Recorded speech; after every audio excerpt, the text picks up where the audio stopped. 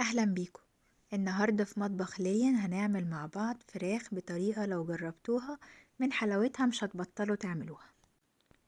هنحتاج بصلتين متقطعين صغير، ممكن تعملوهم في الكبة أو تقطعوهم بالسكينة، واتنين من الطماطم مبشورين، نص فلفلة خضرا ونص فلفلة حمرا مقطعينهم، وتلات فصوص توم متقطعين شرايح، وبهارات معانا ورق لوري، حبهان، عود من القرفة، ملح وفلفل كاري وكركم، بهارات فراخ، بابريكا وجنزبيل.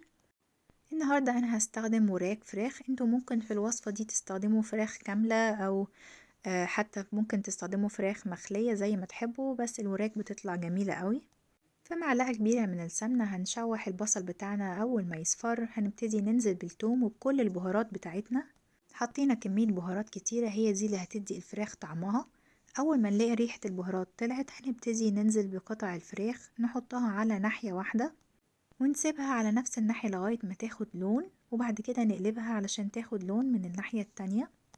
وأول ما تاخد لون حلو من الناحيتين نتأكد إنها خدت لون حلو، نبتدي ننزل بالطماطم المبشورة والفلفل، ونكون مجهزين مية مغلية جنبنا، ونزود الفراخ بس مش هنغطيها، الفراخ هتبقى لسه باينة من فوق، ونقلبها تقليبة حلوة كده، وبعد كده نغطيها. المفروض إنها تستوي سوا كامل في الحلة، هتاخد حوالي 45 دقيقة، وممكن في نص الوقت تقلبوا الفراخ على الناحية التانية. والفراخ بتاعتنا بتستوي هنعمل الرز. انا حطيت هنا كوباية من الرز مع معلقة من السمنة، ومعانا ملح وفلفل بابريكا كركم وكاري ورشة من القرفة.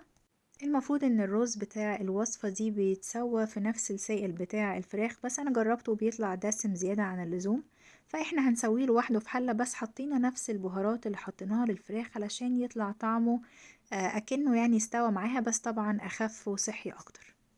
بعد ما حطينا التوابل وسخنت كده وريحتها طلعت، نبتدي نزود المية المغلية ونسوي الرز عادي خالص لحد ما يستوي. كده الفراخ بتاعتنا كانت استوت وبقت دايبة خالص، وزي ما انتوا شايفين الصوص تقيل، ممكن تاكلوها زي ما هي، بس انا هحطها في البايركس وادخلها تحت الشواية عشان تاخد لون احلى كمان. ما خدتش دقيقتين وطلعت باللون الجميل دوت. انا قدمتها مع الرز.